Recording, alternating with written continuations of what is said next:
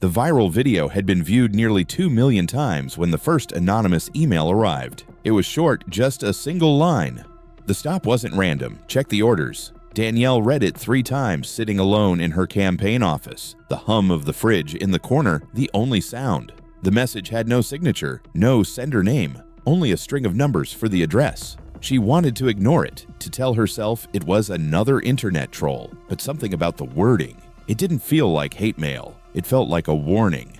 That same night, a journalist named Malcolm Reed called her. He worked for the Fairview Observer, known for chasing uncomfortable truths. "Ms. Carter," he said, "I think someone inside the department wants this story buried. Mind if we talk?"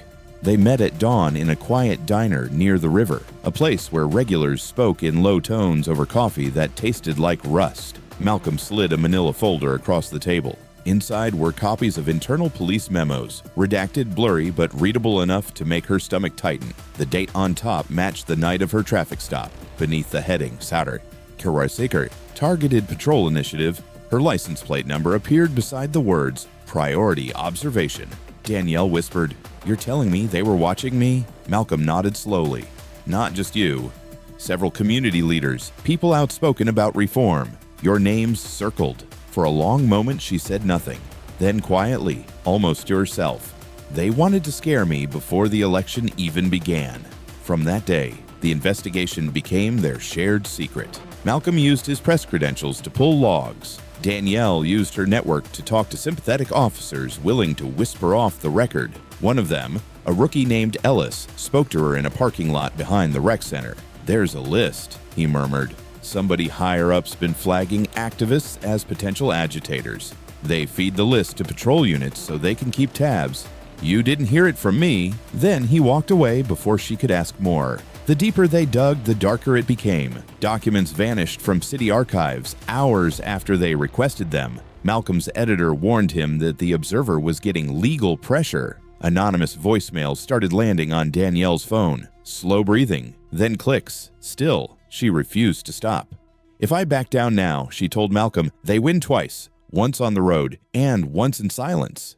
Their breakthrough came from an unlikely source, body cam metadata. Malcolm's tech contact found that the footage from her stop had been edited. The timestamp jumped forward by 7 minutes. Someone had cut a piece out.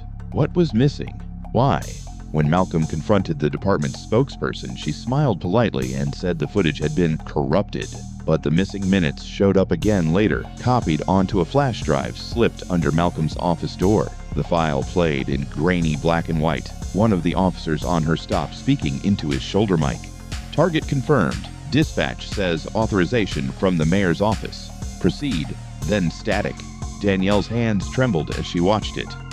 "Authorization from the mayor's office," she repeated. "They came after me on purpose." That line became the heartbeat of their next move. Together, they drafted a report, carefully sourced, meticulously backed by data, and prepared to release it to the press. But the night before publication, the Observer's website went dark. Servers crashed. When they called the tech team, no one answered. By morning, the file they'd uploaded was gone, wiped clean.